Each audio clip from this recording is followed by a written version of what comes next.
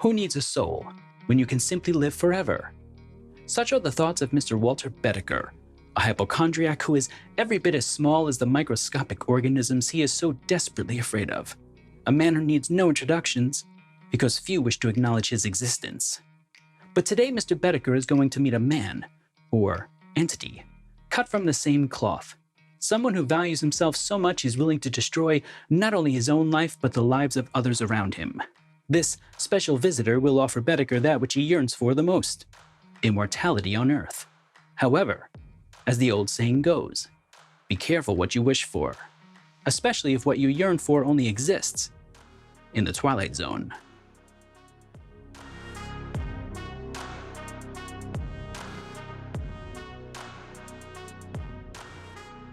Benjamin Franklin astutely commented, "Our new Constitution is now established.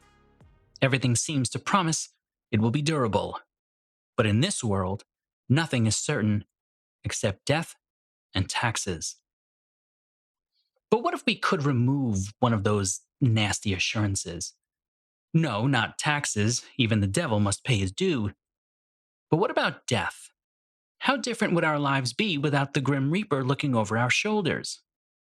In order to secure such a scenario, Mr. Walter Bedecker will engage Cadwallader, also known as the Devil, in a little bargain.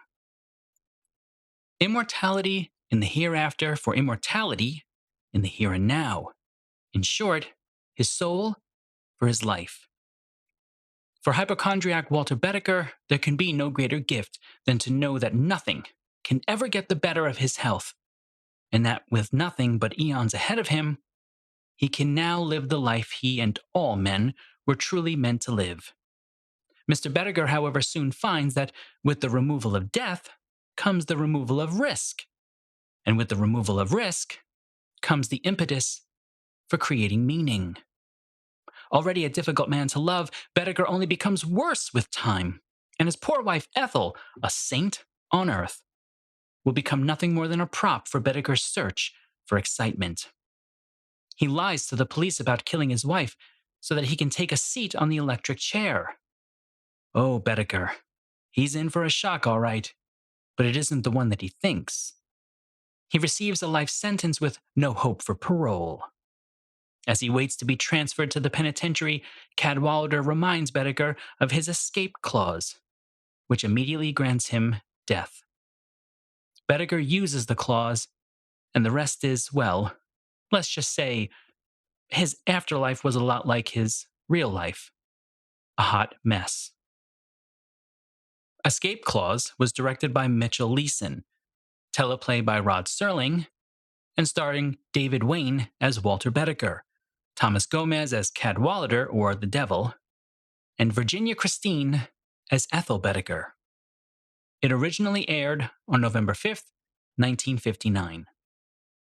A funny anecdote on the episode: according to Grams Jr. in Unlocking the Door, the part where Cadwallader, played by Gomez, wipes his brow and tells Bedecker that he keeps it hot in here was ad-libbed, and very much the truth. Gomez states, "It was hot on that stage. I'm not kidding when I say I felt like the devil." In Zikri's Companion, he includes a review of the episode from the Daily Variety, in which the reviewer says it is ranked with the best that has ever been accomplished in half-hour filmed television. Whew. High praise indeed. Will I rate the episode so highly? Well, we shall see, but I'll probably tip my hand a little bit right now as we go into my initial thoughts. This is the first episode I've reviewed where I feel like I have to be a little careful. The revelation at the end of Bedecker getting a life sentence is a really good one. Upon first viewing, you're delighted by the little wrinkle that takes place. So I want to try and maintain a balance between my subjectivity and some objectivity as well. Objectively, I think it's a fine episode. One of the best? No, not for me at least. I was not surprised when I read that there were a lot of revisions to the script for this one. It feels a bit rushed to me. The characters are not as fleshed out as they could be, especially Ethel, his wife. I would have also loved some more time with Thomas Gomez, the devil. We'll see Mr. Gomez again in one of my favorite Twilight Zone episodes at a later time. His presence on the screen is absolutely magnetic. And I don't say this to take away from the work that David Wayne does as the lead. He's 100% despicable, exactly as he should be. But it lacks delicate purpose. We jump so quickly from his receiving immortality to his trying to hurt himself. But why? Why the rush? Something in between those two scenes could have helped us better anticipate his frustrations. We could have experienced a bit of Schadenfreude and delight in Bedecker's frustrations. And so while the writing of the ending is quite good, the lead up for me does not really allow us to experience that great ending to its fullest. Now, I'm only going to say this one time because I don't want to belabor it. I created this show because I'm absolutely enamored with the Twilight Zone and Rod Serling's creative vision. Anytime I have something negative to say, it in no way should be taken as me thinking that I could do better. I can't, trust me. Nor is it meant to be nitpicky. It's meant to question how we could have experienced the awe or the best of the story. It's also meant to spark discussion of creative works. If you want to push back against any of my criticisms, I encourage you to do so through comments, emails, or even recorded voice messages. There'll be more about that at the end of the episode. But I do ask that you maintain the etiquette of our community. We want to build the kind of place where we can vehemently disagree and then have a beer together, all within the same day. Honestly, if you make a really good point, I'll use it on the show. I have no problems admitting where I think I'm wrong or where I think someone has a valid opinion. Let's dive into question 1. If you were offered immortality, would you take it?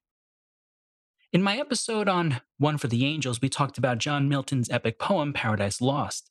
And we brought that text in to discuss how much providential knowledge angels actually have access to, and how such a quest has led to the fall of angels like Lucifer. Well, it isn't just the angels who have sought forbidden divine knowledge. In the book of Genesis from the Bible, we read, "And out of the ground made the Lord God to grow every tree that is pleasant to the sight, and good for food, the tree of life also in the midst of the garden, and the tree of knowledge of good and evil." These two trees are listed separately, but we learn that they are kind of bound together. Continuing, "And the Lord God commanded the man, saying, Of every tree of the garden thou mayest freely eat, but of the tree of the knowledge of good and evil thou shalt not eat of it. For in the day that thou eatest thereof, thou shalt surely die." The subject of the relationship between knowledge and mortality has been explored in story for quite a long time. In 1588, Christopher Marlowe's famous play, Dr. Faustus, is first performed. It would later be published in 1604 posthumously. There are two versions of the text, the A text and the B text. Now, there's a long scholarly history there between the two that we won't go into, but if you're at all interested, I highly suggest making a brief rabbit hole run to learn about the history of those two texts. The play is about a German scholar who has reached the limits of his academic pursuits, so he turns to magic.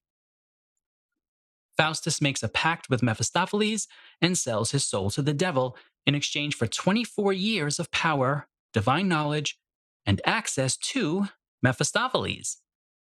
As you might guess, the bargain never really lives up to its billing, and after the 24 years are up, Faustus is dragged away to hell. In one of my favorite films, Groundhog Day, Bill Murray remarks, "Maybe God is not omnipotent. Maybe he's just been around so long he just knows everything." Now, Groundhog Day is a comedy, and a great one at that, but it does touch upon a couple of interesting points. Bill Murray's character uses his immortality to build up knowledge, which at first gives him a sense of power. However, it's only when he begins to use the days to get to know his colleague, played by Andy McDowell, that he begins to gain an appreciation for his mortality. It is an old answer to the dark British romantics of the 18th and 19th century, writers like Lord Byron, Samuel Coleridge, and William Blake. Unlimited mortality and unlimited knowledge equals unlimited suffering. Coming back to our episode, Bedecker clearly has no interest in using his immortality to amass knowledge. He is a wholly uninteresting man, petty, complaining, and downright cruel in the way that he treats his wife. Had he been more connected, more empathetic to human beings, he might have figured out all of the good that he could have done to help humanity. It seems to me that, with even more time, Bedecker would have only become more of a monster, delighting only in the misery and misfortune of others. Now, I'd like to think that Bedecker had a moment to reflect on what he, was and had become, and that he had maybe a chance for redemption. But that's not up to me, and that's a good thing for us all. To answer our question more directly, no, I would never take immortality if it were offered to me. Question 2. Is there a part of us that is more comfortable in misery than in happiness? I used to have a lecture that I would do a long time ago for a college literature class, and I honestly cannot remember what text it was, connected to. But one of the themes that I would discuss in that lecture is how we are surprisingly more comfortable in misery than happiness. My students would look at me at first in disbelief, probably a lot like the way some of you are looking at me through the screen or listening through your headphones. Why would we be more comfortable in misery? We look at happiness and misery in very different ways as a species. We innately know that happiness is fleeting and that it can end rather badly. But there is something about misery that makes us see it as an ever flowing fountain of discontent filled with the bitter gall of life's intended and unintended consequences.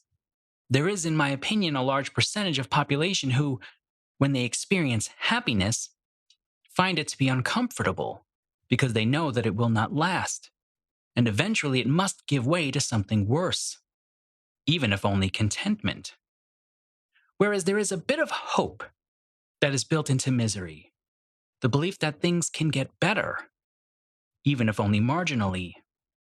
It's why the great poet Dante has the following inscribed in the gate of hell: "Abandon hope, all ye who enter."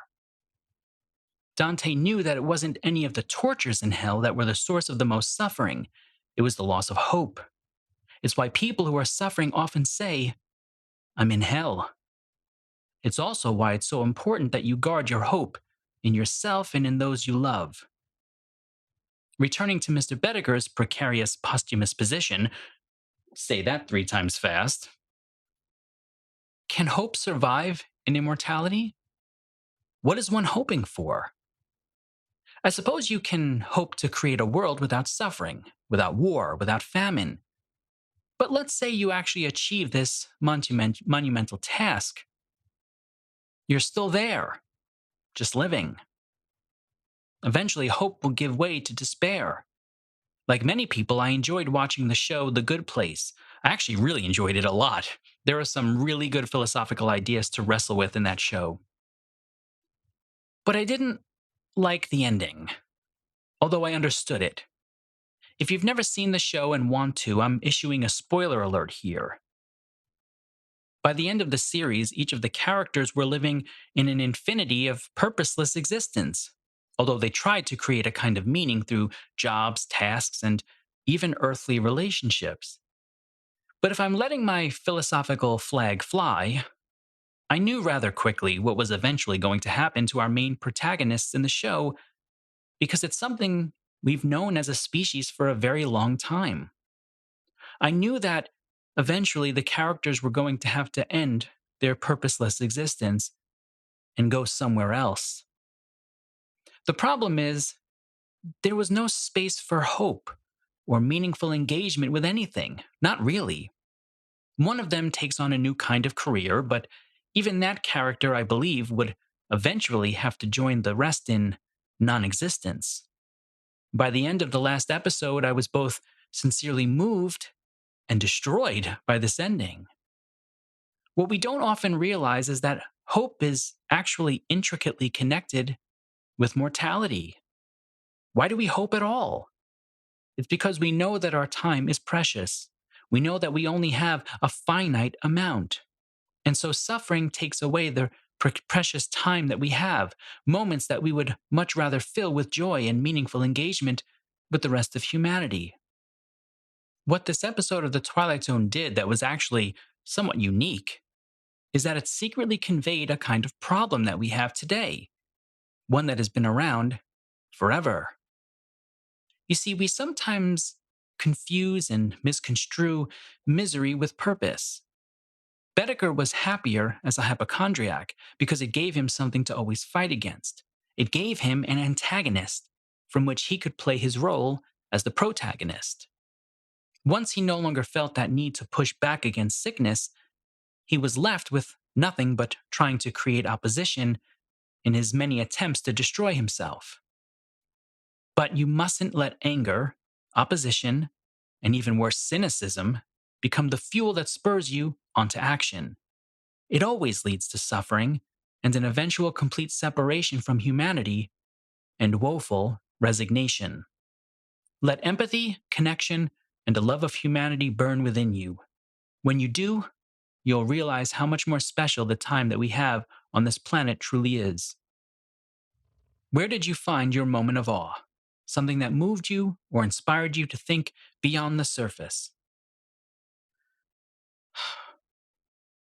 This was a tough one for me. I loved Thomas Gomez in this episode, and I love the way he plays with language, the cadence of it. I suppose my moment of awe is when Cadwallader talks about the malleability of language. It's something that we do as human beings so often, to justify all of the terrible things that we want to do. We are, after all, a poetic species, and we love to be moved by a good speech. But we have to remain vigilant about the fact that language is often persuasive. It creates movement and can spur emotional reactions. If you think that you're too smart or too strong to ever be moved by the words of another, well, I hate to break it to you, but you're probably one of the easiest ones to manipulate. You see, it's better to admit that you possibly could be moved toward negative actions by language just like the rest of us. Such a mindset, I think, makes one more likely to see a potentially bad situation occurring. So, where do I rate this episode? I actually rate it as lower upper tier. I already talked a bit about why toward the beginning of the episode, but it just feels rushed, and we don't get enough fleshing out of the characters. I'll remind people, me placing it in the lower tier is not a slight against Sterling. His worst work is light years better than anything I could produce. But every so often, you have to think about the pressure that he was under. And you can't always produce your absolute best, especially weekly like this. So, understandably, there are going to be some episodes, I think, that don't quite reach the height, obviously, of what Serling is capable of. So, yeah, for me, this is a lower upper tier. Next time, we'll be discussing a pop cultural classic, The Lonely. And here are your questions to consider as you watch. Question 1. Should we ever give robots human rights? Question 2. Can robots fill the gap of loneliness? And should we let them? And question 3. What are your moments of awe? Now head over to thekeyofImagination.com to continue our conversation.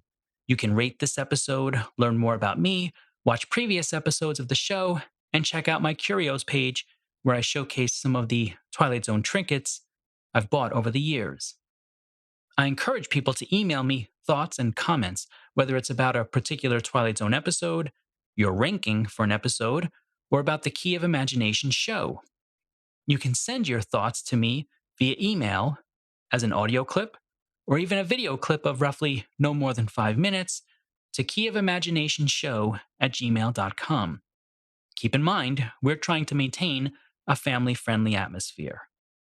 If you would rather I not use your comments on the show, please indicate that so I can respect your decision. If you enjoyed the show, I ask that you please take a moment and do one of the following to help build our community. Rate the show, review the podcast, leave comments, thumbs up, all of the usual algorithmic gymnastics that will help get the show in front of more people and help us build our community of Twilight Zone fans.